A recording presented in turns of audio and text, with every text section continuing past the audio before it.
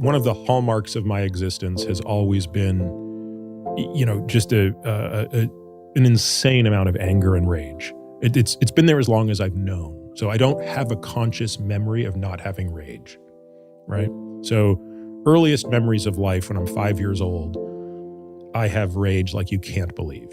And it's a problem all my life. So as a teenager, if I go more than 2 weeks without punching a hole in the wall of our house, it's a miracle. I mean, I am so good at drywall. You can't believe how good I am for all the stuff I have to repair around our house. Like, I'm breaking windows, it just doesn't matter.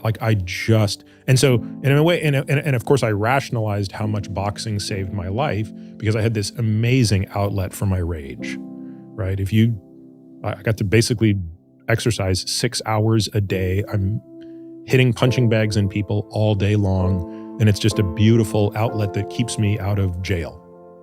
And a big part of that rage was inward, right? So it's not rocket science to understand that a person who has that much hatred for everyone has an enormous amount for themselves. And so one of the things I didn't realize was happening was what my inner monologue was, because as you can appreciate, your inner monologue is so frequent and ubiquitous and present that it's easy to almost forget that it's there. I mean, that's the sort of dangerous part about it, right? Is kind of the David Foster Wallace "this is water" thing. The fish are swimming through water. The water's everywhere. They don't even realize they're in water. You don't realize the subconscious stream of thoughts that constantly flow. But eventually, I became aware of just what that self-talk was. And it was no longer the case. It was the angriest, the most violent self-talk you can imagine. I mean, it was like, there is no mistake that I could make that was anything other than my perfect standard that didn't result in what I would call my inner Bobby Knight going ballistic. So it just didn't matter. Like it sounds silly, Andrew. It didn't matter. If I didn't perfectly cook a steak, if I didn't perfectly nail something I was doing, if I didn't do anything that was perfect at what I described as match grade perfect, I mean, I would want to beat myself to a pulp and I would scream at myself.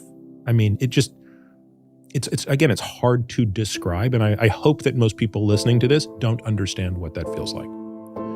Well, it became very clear that had to change, because when you hate yourself that much, by definition, you are going to be an insufferable prick to everybody else. Like, because that's going to spill into how you interact with the world. So I was working with a therapist who was one of the people who was sending me to this place in Arizona.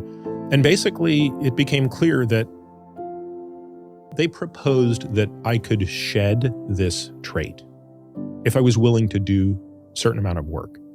And I was like, there's no chance. Like, I'm 47 years old. This is the only way I've ever interacted with myself. How in the world could this be undone? It would take another 40 years to undo this. And they're like, no, here's this exercise you're going to do. So the exercise was, every single time I did something where I would have that self-talk, I would have to immediately stop myself and pretend that it wasn't me that just did that, but it was one of my closest friends. And instead, I would audibly speak to that person. There was nobody else there, but speak to that person as though they are the one that made the mistake. And I was to record that on my phone. So if I'm out there shooting my bow and arrow and I don't get a bullseye, instead of screaming at myself, I have to say, oh, imagine it's my buddy JR who just missed that shot. What would I say to him? Pick up the phone or, pull out the phone and say, of course, something different. And of course, what I would say in that situation was much kinder. I mean, infinitely kinder. It's like, if I'm saying it to my closest friend, I'm going to say it in a very kind way. And I had to take a copy of that audio and text it to my therapist.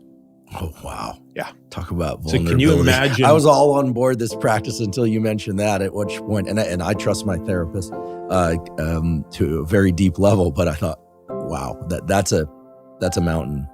Well, this poor person got a lot of text messages, a lot of audio files.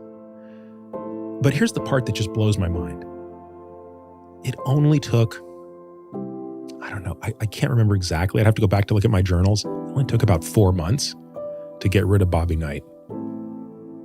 Like, again, we had kind of a mental model for what this looked like, which was Bobby Knight was the chairman of the board.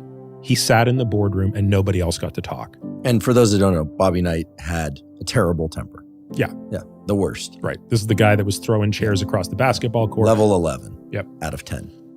And all of a sudden, like, we got to the point where Bobby Knight is not even in the boardroom anymore. In fact, as I say this today, like, I don't really remember what he sounded like. I mean, it's amazing to me. And I've had some really amazing opportunities to bring him back. Like, it's not like I'm making fewer mistakes, right? It's not like I'm better today than I was 3 years ago at all the things that I do. I'm not. I'm actually probably worse in many regards. But the difference is, I can communicate with myself. I think I can say this. I think I can say lovingly, right? And maybe not as lovingly as some people can. I still think I'm probably maybe just a little higher standard with myself than maybe I need to be at times.